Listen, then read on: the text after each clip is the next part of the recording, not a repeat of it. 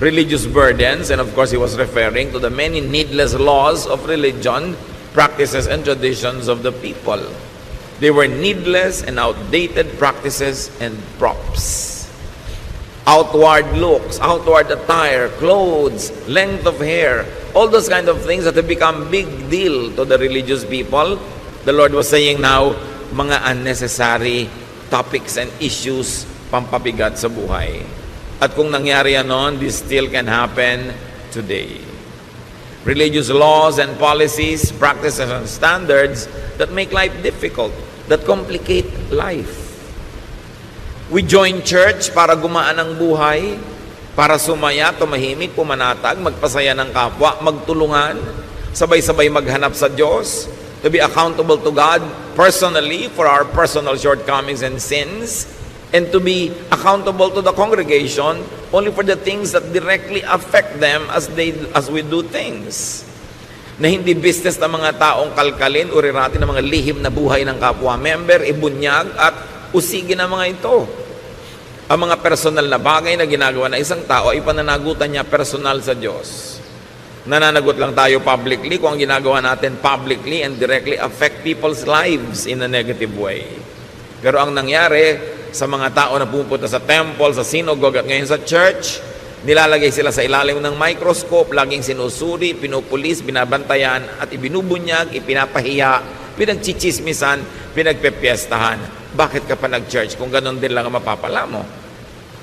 Kaya ang gusto ng Panginoon, ituwid ang napakarami mga kalikuan na tumigas na ng tumigas sa pagtagal ng panahon. Dumating siya upang ituwid ang maraming mga bagay na nagpapahirap sa mga taong lumapit sa Diyos at maging makadiyos. Halimbawa, nung ang mga mananampalatayang Hudyo ay naging mga Kristiyano at meron naman mga Gentile people na naging Christian din, gusto na naman silang pahirapan ng mga Jewish Christians. Acts 15:3-5. The men who were sent by the church went through Phoenicia and Samaria, telling how the Gentiles had turned to God. This news made the Lord's followers very happy. When the men arrived in Jerusalem, they were welcomed by the church, including the apostles and the leaders. They told them everything God had helped them do, but some Pharisees had become followers of the Lord. They stood up and said, Gentiles who have faith in the Lord Jesus must be circumcised and told to obey the law of Moses. So yung mga Pharisees na dating mga sobrang relihiyoso, nagpapahirap sa kapwa nila Jew, naging mga Christian yung iba. At ngayon, ini-import nila into Christianity yung mga dating kaugalian ng Judaism na nagpahirap nga sa kanila noon. Kaya sabi nila, tuwang-tuwa kayo na naging mga Kristiyano yung mga Gentile. Nagpatuloy na ba sila? Kailangan i-circumcise sila kahit matatanda na sila kasi yan ang requirement ni Moses. There's a problem here. What these Christians now were doing was to accept Jesus and the religious cultural baggage of the messenger. So sabi nila, hindi lang si Jesus na dala-dala natin ang dapat nilang tanggapin, ang atin di mga dati ng mga kaugalian bago pa dumating yang si Jesus, kailangan tanggapin din nila. Acts 15:6-9. The apostles and church leaders met to discuss this problem about Gentiles. They had talked it over for a long time when Peter got up and said, My friends, you know that God decided long ago to let me be the one from your group to preach the good news to the Gentiles. God did this so that they would hear and obey Him. He knows what's in everyone's heart. And He showed that He had chosen the Gentiles when He gave them the Holy Spirit, just as He had given His Spirit to us. God treated them in the same way that He treated us. They put their faith in Him, and He made their hearts pure. Nilinaw ni Pedro, ako ang tinuruan at inatasan ng Panginoon na unang magturo sa mga Gentiles. At nakita natin, nasaksihan ko at sinabi ko na sa inyo, kung paano tayo minahal ng Diyos, ganun din lang minahal ng mga Gentiles. Yung binigay sa atin na speaking in tongues, binigay din sa kanila. Yung baptism of the Holy Spirit, binigay din sa kanila. So, ginawa ng Panginoon yon, at dahil sa pananalig ng mga Gentiles na ito, ang puso nila ay nilinis. Anong naghanap dito? Napakahalaga mga kapatid. They meet and discuss the matter. Because that matter was not covered by Scripture, nor by precedent. May naganap at nagaganap sa kanilang pananalig na hindi covered ng mga dati na nilang scriptures kasi walang ganong nangyari nung unang panahon. Gentiles becoming believers. So, wala silang mapagbabasihan na verse kung paano sila makikidil. So, nag-meeting sila at pinaandar nila ang kanilang God-given intelligence. Pinaandar nila yung principle of love, principle of acceptance ni Jesus, at naka-formulate sila kung anong dapat gawin dahil nga wala silang verse na pwede pagbasihan. So, pinagana nila ang kanilang intelligence. Now, the believers would not be tied down and limited by their existing and old scriptures because it did not cover this new kind of occurrence. Experience and reason would be used to tackle current issues. Sa pagpapatuloy ng naganap, Acts 15, 10 to 11, now why are you trying to make God angry by placing a heavy burden on these followers? This burden was too heavy for our ancestors, but our Lord Jesus was kind to us, and we are saved by faith in Him, just as the Gentiles are. So here, the leaders who are enlightened were trying to make it clear that they were saved by faith, not by circumcision. Therefore, the Gentiles are also saved by faith, not by circumcision. So why require such a surgical procedure to men who are already quite of age? So Peter and the group couldn't count the matter as needless and an irrelevant burden. Hindi na kailangan yan, pampabigat lang yan ang buhay at pampahirap sa mga tao para lumapit sa Diyos. Acts 15:19, and so my friends, I don't think we should place burdens on the Gentiles who are turning to God. Conclusion, let us not turn them into Jewish Christians, being Gentile Christians would do. Hindi na kailangan na sila ay culturally gawin nating Hudyo. Yung culture nila, pwede na nilang ituloy, na naging Kristiyano sila, huwag na natin palitan yung kultura nila, pati yung kanilang mga asal at gawi. So they would update church culture and make the faith user-friendly. Pinapadali nila, hindi pinapahirap. Yung iba gustong pahirapin eh. Para bang fraternity, kailangan may hazing muna, pahirapan ka muna bago kita maging brad. Parang yung mga asosasyon ng mga PhD, kailangan pahirapan muna kita, kailangan muna mag-thesis defense bago ka masama sa aming mga doktor. Kaya ang thesis defense sa Pilipinas, ang hirap-hirap parang ayaw kang pasalihin ng mga PhD na sa kanilang hanay. Sa ibang bansa, sa mga progressive countries, tinutulungan ka, pinapadali nila. Dito pinapahirapan para laging sikat at konti lang ang mga may PhD. So ganun din yung mga maraming relihiyoso, pinapahirap nila para maangat sila, pinapakonti lang nila yung pwedeng mapasama sa kanilang mga hanay. They focus on being formal, not on being spiritual. At yun ang binabago ng mga Kristiyanong pinag-aaralan natin. Ngayon, balik tayo sa ating original topic. Ang Panginoon na kinikriticize niya yung mga religious practices of His time. Ginawa lang nating halimbawa yung naging bunga ng mga Jewish Christians na gustong gawing Jewish din yung mga Gentiles. Matthew 23 verse 5. Sabi ng Panginoon tungkol sa mga religious leaders, everything they do is just to show off in front of others. Puro lang sila pagpapa-impress. Puro lang sila pag-create ng impression na ako banal, ako mahigpit, hindi pwede sa akin yan, hindi ko papalampasin yan kasi ako maka-Diyos. So this show is about me being holier than you. Habang ibinaba ng Panginoon sa mga tao yung katuruan, itinataas uli ng mga naging bagong Kristiyano para mahirapan na naman yung iba at huwag maabot, para sila lang ang nakakaabot at sikat sila. Matthew 23, 13 to 15, you Pharisees and teachers of the law of Moses are in for trouble. Jesus continues, you're nothing but show-offs. You lock people out of the kingdom of heaven. You won't go in yourselves, and you keep others from going in.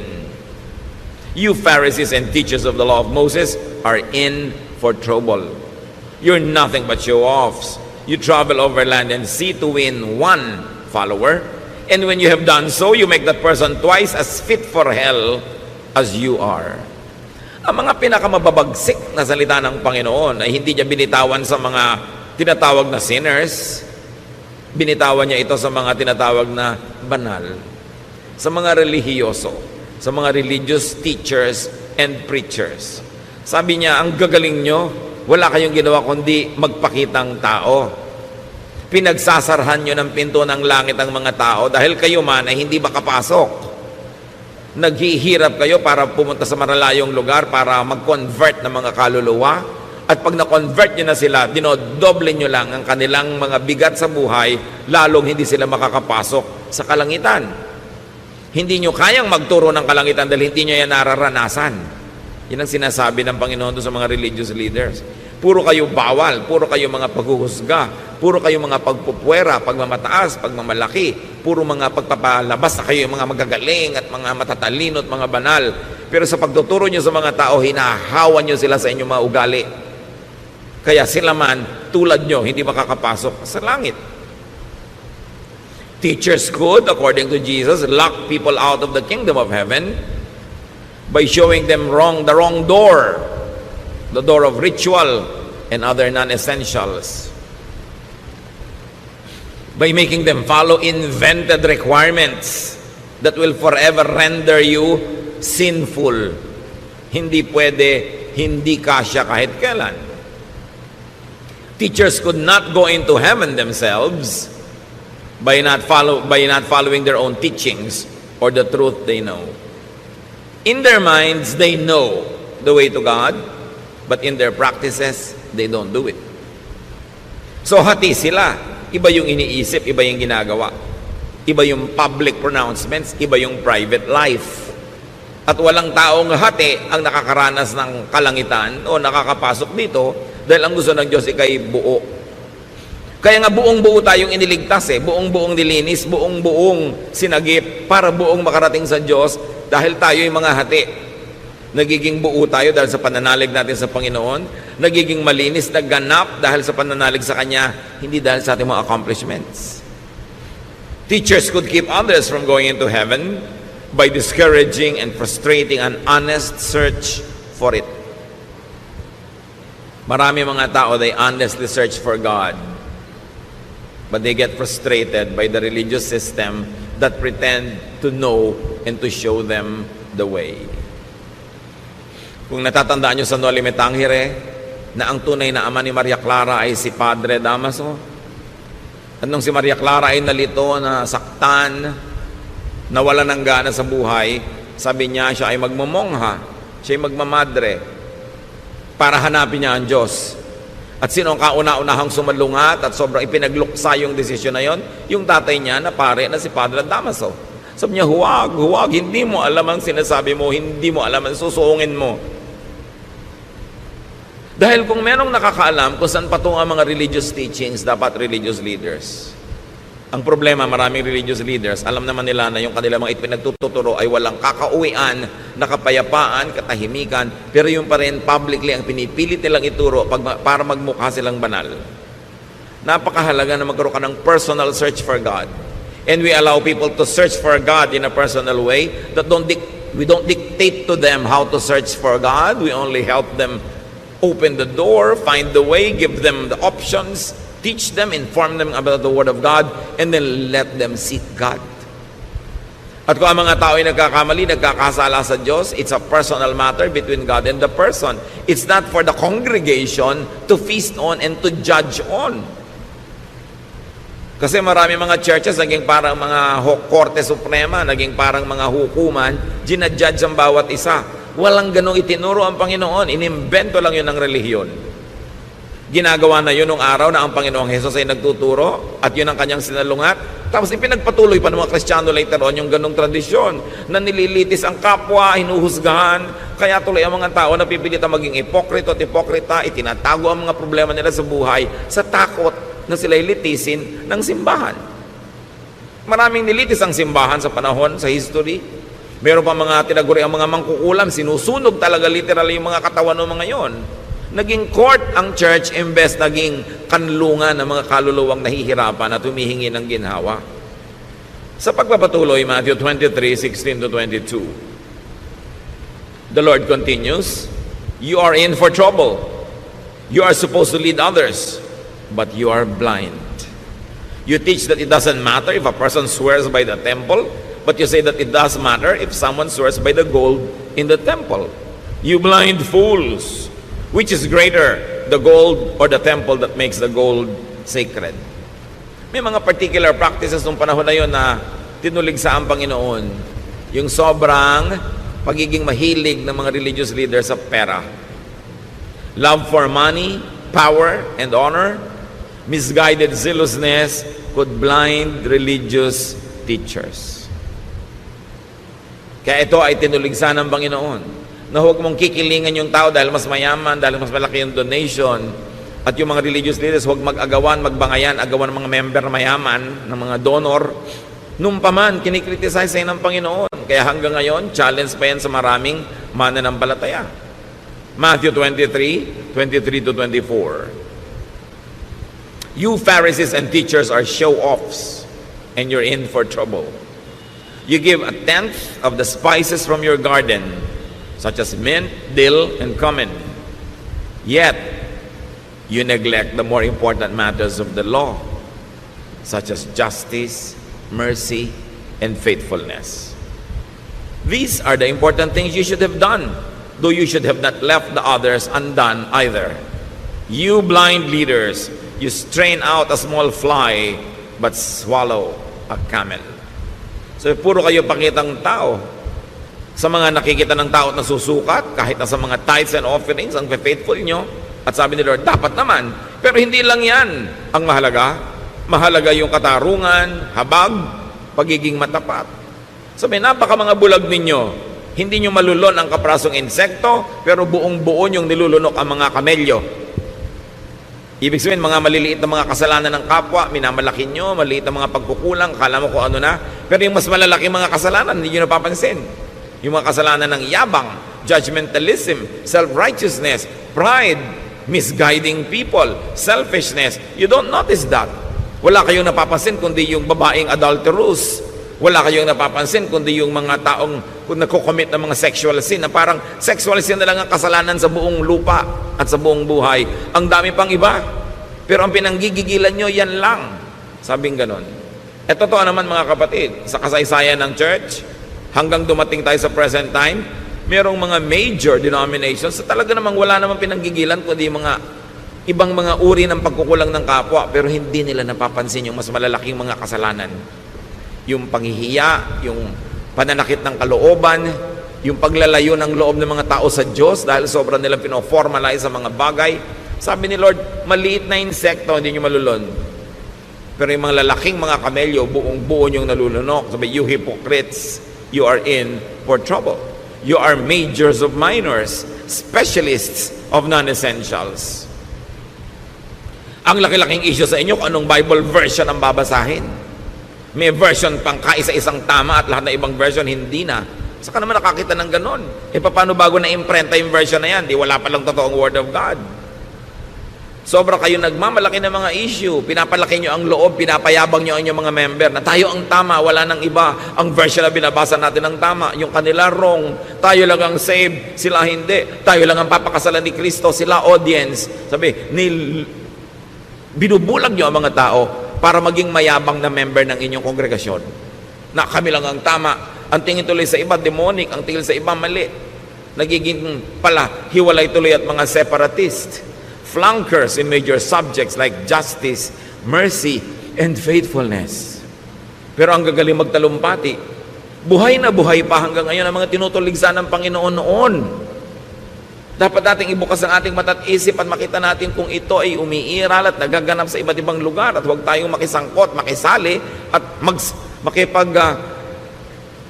tulungan sa ganito mga tao na pahabain ang problema na noong pa man ay nilulutas na ng Panginoon. Self-righteousness, religious separatism, judgmentalism, pagbungkal at pag-ungkat sa mga lihim na buhay ng mga tao. Tulad ng babae who was caught in adultery. Alangan mang she was committing adultery in the streets. She probably was doing it in her own home, in her own house. And that people entered that house and dragged her out. Nung dinala sa Panginoon, gusto nilang batuhin. Hindi naman ipinabato ng Panginoon. Sabi lang niya, o sige, yun na lang perfect sa inyo, yung walang kasalanan, magsimula nang bumato. Although it was required by the law of Moses to kill that woman by stoning her. But the Lord said, di ba? Sabi ni Lord, I am the light of the world. Kaya ako dumating para tapunan ng liwanag yung mga religious baggage ninyo na ginagawa kayong mga malulupit sa kapwa. Akala nyo kinakatuwa ng Diyos. Tuwang-tuwa kayo, ipinagbubunyi ninyo na pagpiestahan ng mga kasalanan ng iba para yung mga kasalanan nyo ang huwag matingnan. Binovolunteer nyo na lang na lahat magtinginan sa kasalanan ng iba. Sabi, hindi ganyan. And so nobody dared to stone that woman because nobody was qualified. Alam nyo ang ginawa ni Lord na qualification to judge? Perfection. Sabi niya, o sige, sabi pala ng law of Moses, babatuhin ang babaeng makasalanan. Batuhin na, mauna na lang yung walang kasalanan. Wala naman ng ahas because nobody was perfect. Mga kapatid, kung hindi kayo perfect, stop judging others. Kahit sa congregation, yung mga kasalanan lang ng church, brothers and sisters natin, na kailangang i-deal, yung kasalanan that directly and effectively and practically affect us. Halimbawa, treasurer ng church, itinakbo niya yung fund. Affected tayo lahat. Dapat talaga i-deal yun. Pero anong pakialam niyo kung sinong ka-date niya kahapon? That's between her and God. No? Anong pakialam niyo kung anong nakaraan niya? That's already charged on the cross. Anong pakialam natin sa private lives ng mga tao hanggat hindi tayo directly affected in a practical way? Yan ay tinuturo ng Panginoon. Anong pakialam niyo dito sa babaeng ito? It's between her and God. Dahil kung talagang gusto ng Lord na papatayin yung babaeng yun at sundin yung batas ni Moses, ba't di niya pinabato? At kung babatuhin din lang pala yung babae, ba't pa dumating ang Panginoon sa mundo para tayo iligtas? Para tayo patawarin at linisin? Hindi lang tayo inililigtas sa impyerno at sa mga impakto. Inililigtas din tayo sa mga relihiyosong sobrang makialam sa buhay ng kapwa na gusto nilang parusahan yung mga taong gumagawa ng mga private sins. Kung gusto mo maging banal, magpakabanal ka. That's good, that's best, that's commendable. Pero huwag mong sukatin yung kapwa mo sa iyong pamantayan. Huwag mong pilitin yung kapwa mo na maging kasing banal mo. Your life is your business before God. At pag tinanggal mo yun sa iyong ugali, sasaya ang church. Hindi para konsentidihin natin ang isa sa mga kamalian, but you always say, God is not yet finished working on this person. Kung ang mga kasalanan niya ay napaka-private, bakit ko kakalkalin? Ang iintindihin ko yung kasalanan ko, yung kalinisan ko before God. And I will pray for the person, I will give counsel kung hinihingi niya, bibigyan ko ng payo kung hinihingi niya, bibigyan ko siya lagi ng inspirasyon, ng magandang halimbawa sa pamamagitan ng buhay ko, but I will not lecture. I will not judge. At hindi ko siya ititiwalag dahil lang kulang siya. Dahil pag lahat ng kulang, tiniwalag, walang matitira. Gusto ni Lord ituwid yung religious customs ng mga tao. Na kumbaga pag relihiyoso ka, nakakasakal kang kasama, ang hirap-hirap mong kasama sa buhay dahil bantay ka ng bantay ng kasalanan ng iba. Lagi kang may points, may scoreboard. That's not what the Lord wanted. Sabi niya, I came that you might have peace. Sabi niya, don't worry, I have overcome the world. Your sins are charged to me, and I am the judge. Don't judge each other. I will judge. Ngayon, kung kayo yung babae na nagkulang at nagkamali, di nyo ba ikakatuwa na ang Panginoon ang judge? Gusto nyo ba na yung mga churchmate nyo ang judge? At kung hindi nyo gusto na i-judge kayo ng churchmates, don't judge your churchmates. Let Jesus judge them. And up to now, Jesus is still Savior, not yet a judge. So bakit natin siya uunahan? Now, religious fanatics could be unjust, merciless, uncaring, and cruel because they kill the opposition or the competition. May mga congregation naman kaya mahigpit, marketing lang nila yon para i-market nila ang sarili nila, maka-Diyos, godly, mahigpit. So sa amin kayo mag-member, huwag yan sa mga maluluwag na yan, walang mangyayari sa buhay nyo. Pero subukan nyo mag-member doon, sa ganun kahihigpit. Subukan nyo lang. Maglingkod kayo ng 20-30 taon. Tama ang hairstyle nyo, yung gupit nyo, yung haba. Tama ang hairline ng inyong damit. Tama ang lahat ng ginagawa nyo. Subukan nyo magkamali after 20 years ng paglilingkod. Sisipain nila kayo. Promise. Tatanggalin nila kayo, ititiwalag nila kayo, kakalimutan nilang kapatid nila kayo. Alam niyo, ang mabilis makalimot ng magandang pinagsamahan, mga Kristiyanong mahihigpit. Ang tagal-tagal mong brother and sister in the Lord, subukan mong madapa, magkamali, kauna-unahan silang lalapa sa'yo. Mahirap sila mga kaibigan, kasi you're only a friend as far as you are holy. Pag nagkamali ka na, hindi na. Mabuti ng mabuti kung kaya mo maging holy 100% of the time. Kaya yung iba, nagpe-pretend tuloy, nagpapanggap sa takot na matiwalag, sa takot na mapagpiestahan, mabulletin board, mapulpito, maipahiya. Religious fanatics could be unjust because they think that killing for religion pleases God. Katulad nun, yung mga tao, papatayin nila yung babae. Imagine a person that you will stone to death. Siyempre, hindi naman patay agad yun. Mangingisay-ngisay pa, bubula pa ang bibig, dudugo, magkakapasa-pasa, bato ka pa ng bato. Anong tigas ng puso ang pwedeng meron ka para gawin yon? At bakit mo sasabihin galing sa relihiyon o galing sa Diyos yung tigas ng puso na yon? Liban na lamang, you were brainwashed by religion to think that God is pleased when you kill somebody because that somebody fell short of God's glory. But you can kill somebody in many ways. Hindi mo na kailangang batuhin ang tao. Pagchismisan nyo lang is a kind of murder. Pinapatay mo yung kanyang reputasyon, pinapatay mo yung kanyang happiness, yung kanyang peace, yung kanyang pag-asa. Yung i-judge mo ang isang tao is a form of killing. That's why Jesus said, sige, bumato na lang yung walang kasalanan. In effect, He said, walang pwedeng bumato. Ako lang. At hindi ko binabato ang babaeng ito. So wala kayong karapatang mambato. Teachings can sometimes treat people only as executors and tools of religious doctrine, not as beneficiaries. Nandiyan ka lang dahil kasangkapan, gagamitin, maglilingkod ka. Pero oras na ikaw na yung nangailangan at nagkamali at kinapos ng kabaluwalhatian, isusuka ka na para kang isang basura. You know? Yan ang kinikritisize ng Panginoon. Religions that are big on small things, but are small on the big things that matter. Kaya tingnan ang ugali at ang asal ng isang tao, hindi kung anong version ng Bible ang binabasa niya. Tingnan yung climate ng pagmamahalan, pagsasamahan sa isang kapatiran, hindi kung ano yung uri ng mga kantang kinakanta nila o kung gaano kahahaba ang kanilang mga palda at buhok. Yan ay sinusukat sa ugali, sa pagkatao, sa epekto sa iyo ng pag-aaral ng salita ng Diyos. Matthew 23:25 to 28. You Pharisees and teachers are show-offs, and you're in for trouble. Jesus continues. You wash the outside of your cups and dishes, while inside there is nothing but greed and selfishness. You blind Pharisee, first clean the inside of a cup, and then the outside will also be clean.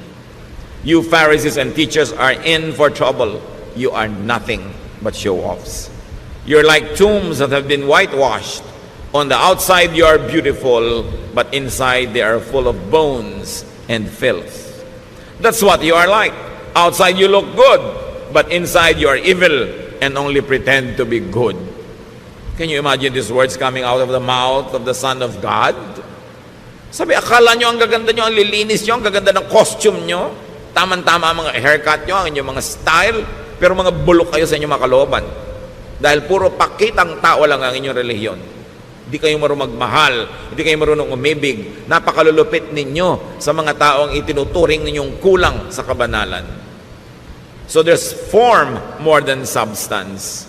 There's appearance more than truth. Therefore, it results in internal division, disunity, discord, unoneness. Therefore, there will be no heaven in such people's lives.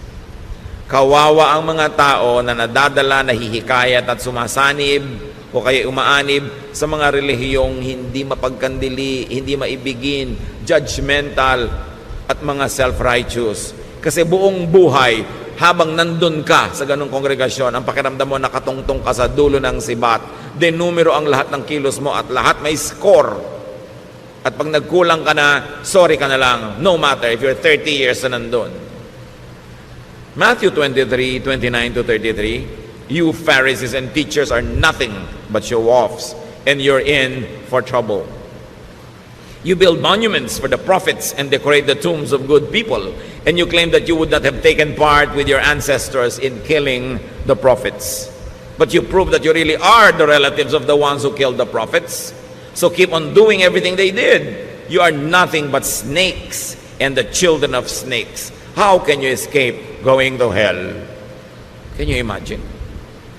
Sabi ng Panginoon dito sa mga religious leaders na ito na walang itinuturo kundi mga pagbalat kayo, mga ahas kayo. Wala kayong iniwan sa mga anak lang ng ahas. Paano kayo makakataka sa impyerno? Kawawa ang mga makikinig sa inyo, idadamay nyo lang sa isang magulo, mahirap at mapagkunwaring buhay, at hindi nyo sila mapapayagang pumasok sa kalangitan o maranasan ang kapayapaan sa buhay dahil wala kayong gagawin kundi tadtarin ang buhay nila ng mga requirement nyo na imposibleng masunod all the time. Pinapagaan ng Panginoon ang buhay ng mga tao, pinapadali niya ang pagpasok sa Diyos. So napakahalaga. Prophets teach people new applications of old truths. Kaya sabi, you kill the prophets. Sasabihin nyo pa ngayon, kung nabuhay kayo noong unang panahon, hindi kayo sasama sa pagpatay sa mga propeta ng Israel. Pero sabi niya, sa asal nyo, halatang-halata, mga apo kayo, no, mga pumatay sa mga propeta. Kasi pareho kayo ng ugali. Alam nyo po, napakaraming propeta sa Israel, pinatay ng mga Israelites sa isang malagim na mga paraan. Sari-saring mga pahirap ang inabot ng mga propeta. Akala nyo ba, laging ikinalang ang mga propeta? Pinapatay ng taong bayan sa pangunguna ng religious leaders. Why? Because prophets teach the people new applications of old truths. Pinapalaki ng mga propeta ang pananaw ng mga tao paano maiintindihan yung original na mga itinuro ng Diyos na freeze na, naging fossil na, hindi na bagay sa panahon. So binibigyan ng mga propeta ng mga bagong reading, mga bagong interpretation para ang tao lumaya, hindi para ikulong ang tao, para padaliin ang buhay, hindi para pahirapin, at natetreten yung mga religious leaders dahil yung mga prophet, baka pakinggan ng mga tao, bumaba ang kita ng templo, bumaba ang kita ng mga synagogues, kaya pinapatay nila yung mga prophets. Because prophets bring new revelations, and prophets are not known for being conservative. Ang mga conservative, yung mga Pharisees, walang papalitan sa ating mga pamamaraan, walang papalitan sa mga nakaugalian natin, walang iibahin. Sila yung conservative. They like to conserve the system. Why? Because they benefit from it. Walang iibahin. Baka pag naiba pa yung timpla, mawala pa yung aming pagiging bida, kami ang may control, kami ang lahat ng pinagsasanggunian, kami ang merong say sa lahat ng bagay, baka maiba pa. Kita niyo yung mga propeta like John the Baptist, he was never conservative. He is what you might call Jeprox. He is what you might call, wow, bakit ganito? Ibang-iba yung suot niya sa mga nakasanayan. Wala po mga propeta no na sumang-ayon sa mga matatandang kaugalian na inabot nila. Lagi silang a new voice, a fresh wind. That's why they were killed. Prophets are emergent. Sila yung bagong sibol. They shake and threaten the system. They are not keepers of the dominant system. Pag sinuri nyo ang mga prophecies, ang mga ginagawa ng mga prophet, hindi sila tagapag-ingat ng mga datit lumang kaugalian. Nagladala sila ng mga bagong pananaw, mga sariwang hangin na umiihip mula sa disyerto para bigyan naman ng sariwang buhay yung mga tao. Ngayon, yung mga Pharisees, the religious leaders, are dominant or recessive. Tatlong bagay lang naman yan na pwedeng katayuan ng isang institusyon.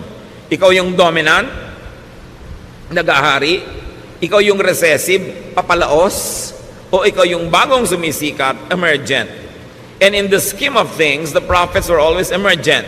Bagong ideya, bagong application, paglalabas sa mga dating mga kahon, pagpapalaya sa mga dating mga tali, yun ang ministry ng mga prophets. Yung church system, sila yung dominant. Sila yung nagahari. At dahil nagahari sila, they are conservative. They don't like to change anything dahil baka pag napalitan, mawala yung kanilang paghahari. So they fight for dominance and survival. Kaya kung may mga dalawa o tatlong mga dominant group, sila yung naglalaban-labanan kasi ang tingin nila sa mga kaluluwa, market, agawan ng kliyente at customer. At hanggang ngayon, nangyayari yan mga kapatid. Kompetisyon ng mga denominasyon, kompetisyon ng mga relihiyon, paramihan ng member, paramihan ng donor. at walang papalitan dahil nakikinabang yung mga nakaupo at nakaluklok sa present system. The Lord Jesus Christ would never be identified with conservatives. When the Lord Jesus Christ was born, napaka-unconservative ng paraan siyang naipanganak. Napaka-kakaiba, new, revolutionary. At ang mga katuruan niya, napaka-revolutionary. Kung sino yung mga makasalanan, doon siya nakisalamuha. Kung sino yung mga relihiyoso, doon siya umiwas makisalamuha. Kung sino yung mga tinuturing na mga latak ng lipunan, mga walang sinabi, walang pinag-aralan, yun ang ginawa niya mga disciples. Hindi siya conservative, ever. And I will never be glad to be called a conservative. Kasi lahat ng mga pagbabago sa mundo, sa technology, sa kabihasnan, maging sa espiritualidad, it was always brought about by the new wind of new prophets. Yung reinvention of old truths so that now the people will benefit from it and the people will not be enslaved having to follow a system that no longer works. Nagpapalaya, nagpapalaki ng isip, nagpapaluwag ng buhay, nagpapaluwag ng hininga. Yung mga conservative nagtatali, naggagapos, nagkukulong dahil nakikinabang sila na sila lang yung nangunguna. Matthew 23, 34-36.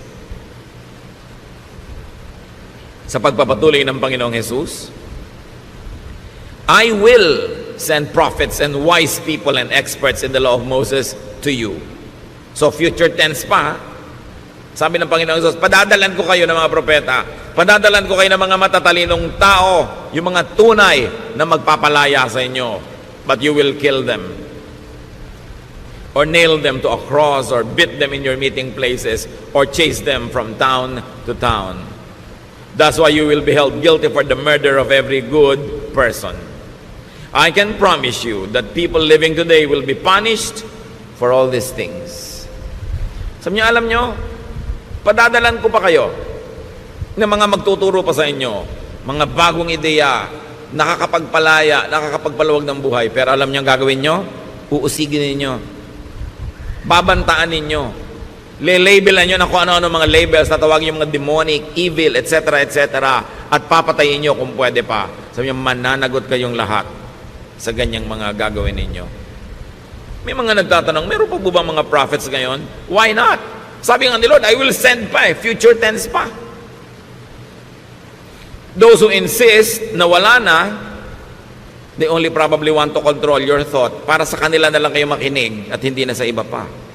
Pero siyempre, kung meron mang ipapadalang mga totoo, lalo namang marami ipinapadala si Taning ng mga false.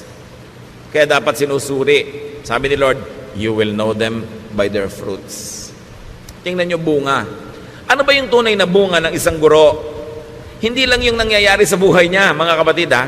Yung nangyayari sa buhay nyo dahil nakikinig kayo sa kanya. Yun ang bunga. Lumuluwag ba yung buhay nyo? Nagiging mas mahal nyo ba ang Diyos? Mahal nyo ang inyong kapwa? Mas nakakalaya ba kayo? Pero hindi kayo kinukonsinte sa kamalian? Pero hindi naman kayo hinuhusgahan? Hindi kayo pinapahiya, binubulgar? Ano nangyayari sa buhay nyo? Kayo ang bunga. Kaya kayong makakaalam, good teacher ba? Good church ba? Good congregation ba? Tingnan mo sarili mo, anong nangyari sa akin mula nung nakinig ako dyan? Yun ang bunga. Hindi yung, ay, ang ganda ng bunga niya kasi tama ang gupit, maiksi ang buhok, malinis ang kuko, laging ganito ang suot. Hindi bunga yun, costume yun. Ang bunga is, how are you affected by the teaching? Because you are the fruit. So ang tanong, may mga Pharisees pa ba ngayon? Natural, marami. At ayaw nila sa mga false prophets. And listen, ayaw din nila sa genuine prophets. Kasi gusto nila, sila lang ang papakinggan. Sila lang ang hinirang ng Panginoon. Ang version lang nila ng Bible ang tama. Ang teaching lang nila ang totoo. Ang church lang nila ang i-honor ni Lord. Maniniwala pa ba kayo sa mga panahon na ito sa ganyang mga kagilagilalas na kasinungalingan? Marketing yan. Gusto nila, sila lang ang ligtas, sila lang ang totoo, sila lang ang tama. Be careful with people that say sila lang ang tama at ligtas at wala nang iba. Yan ang talagang mark, pinakamalaking mark ng kulto. Yung solohin mo ang Diyos, sa'yo lang sila, wala na sa iba. Tatakutin mo yung member mo, kahit gusto-gusto na umalis. Pag umalis ka sa amin, matatagal ang kaligtasan mo. Hello? Dapat mag-isip na ang mga tao. Tapos na ang panahon ng kamangmangan. Ang Biblia ay nababasa na ng lahat ng tao. Napakarami na natin pwedeng malaman kahit na hindi ka mag-Bible school sa mga internet. Although, hindi mo papaniwalaan lahat na babasa mo. Dahil kahit mga sinungaling, nakakapag-post doon. Pero marami ng accessible knowledge, hindi na solo ng mga experts. Kaya ang tao ngayon hindi na mangmang. Hindi na pwedeng dinadaya-daya dahil ang tao marunong mag-isip para sa sarili. At panahon naman para gawin na yon. Dapat ang tao marunong mag-isip para sa sarili. Matthew 23:37 to 39. Jerusalem, Jerusalem, your people have killed the prophets and have stoned the messengers who were sent to you. I have often wanted to gather your people as a hen gathers her chicks under her wings, but you wouldn't let me. And now your temple will be deserted. You won't see me again until you say, blessed is the one who comes in the name of the Lord. Sabi ni Lord, naku Jerusalem, napakarami mong pinatay na prophet. Napakarami mong binato na mga lingkod ko na ipinapadala sa iyo.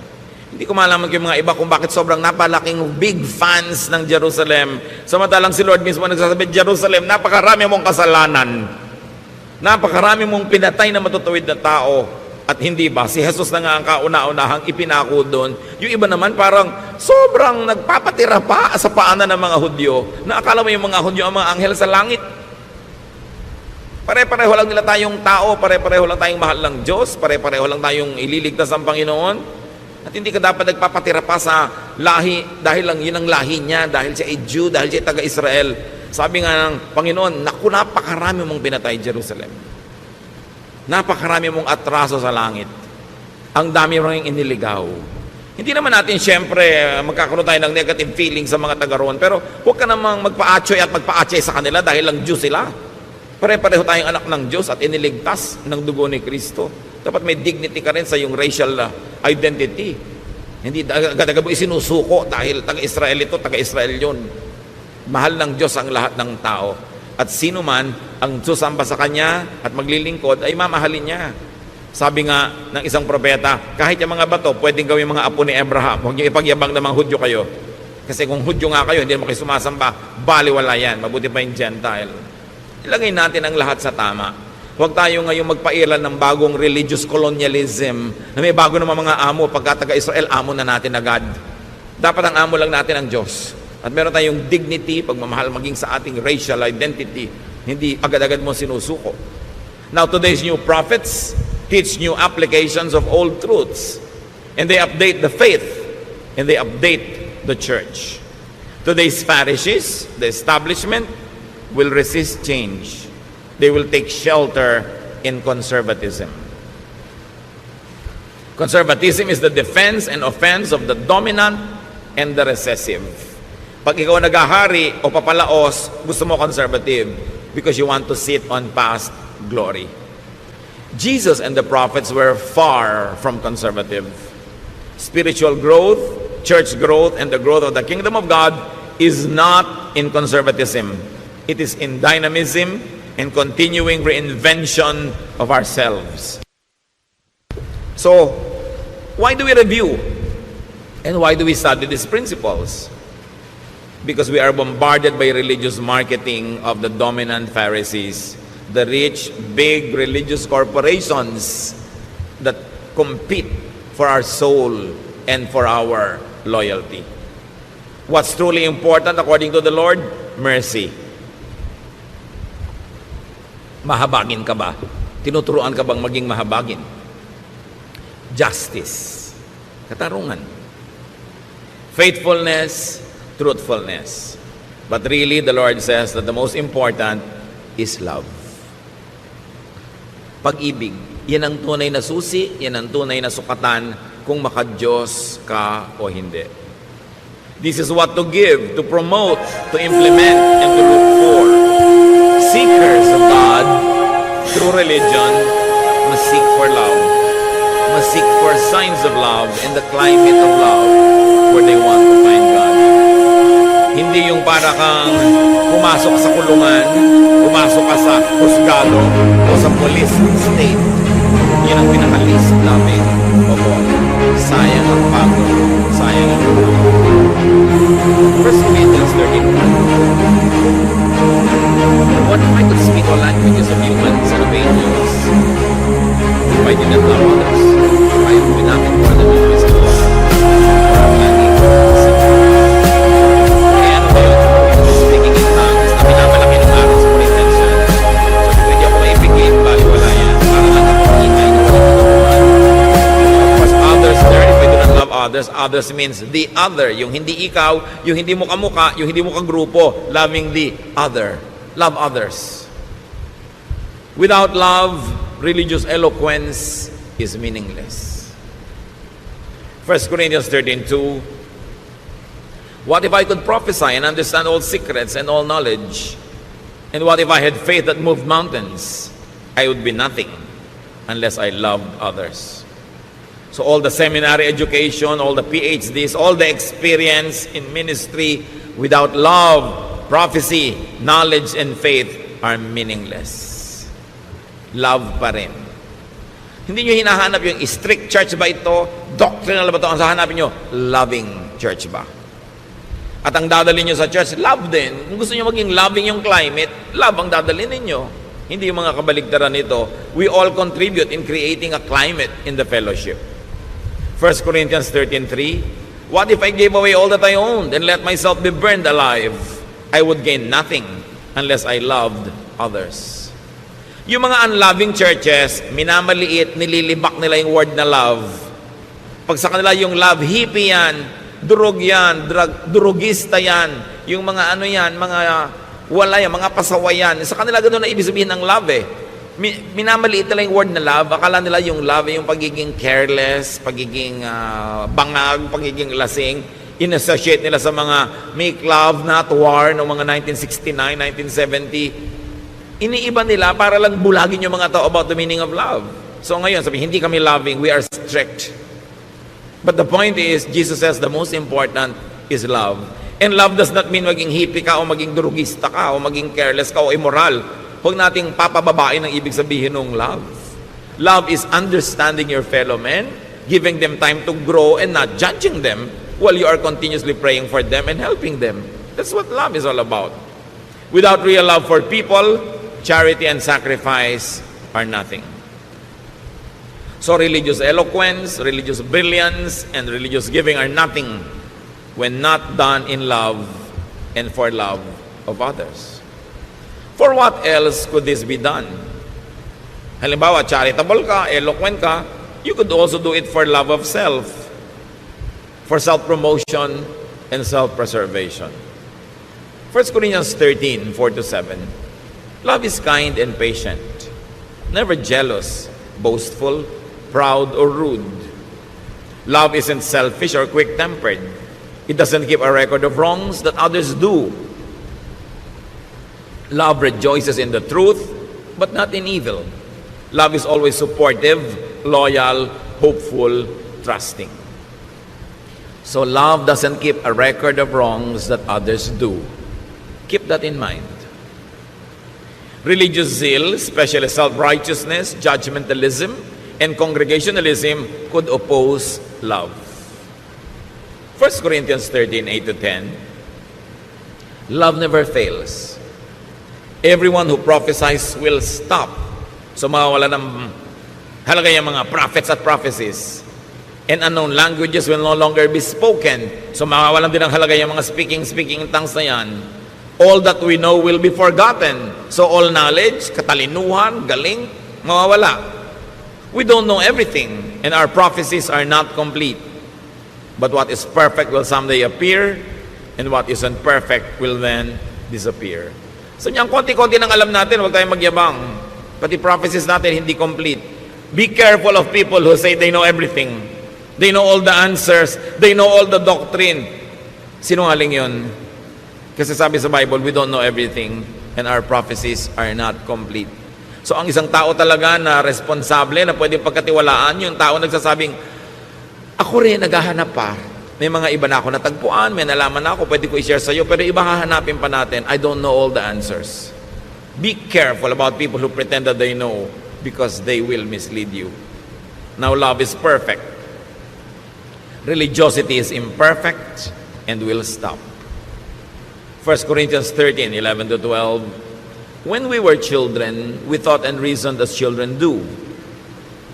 But when we grew up, we quit our childish ways.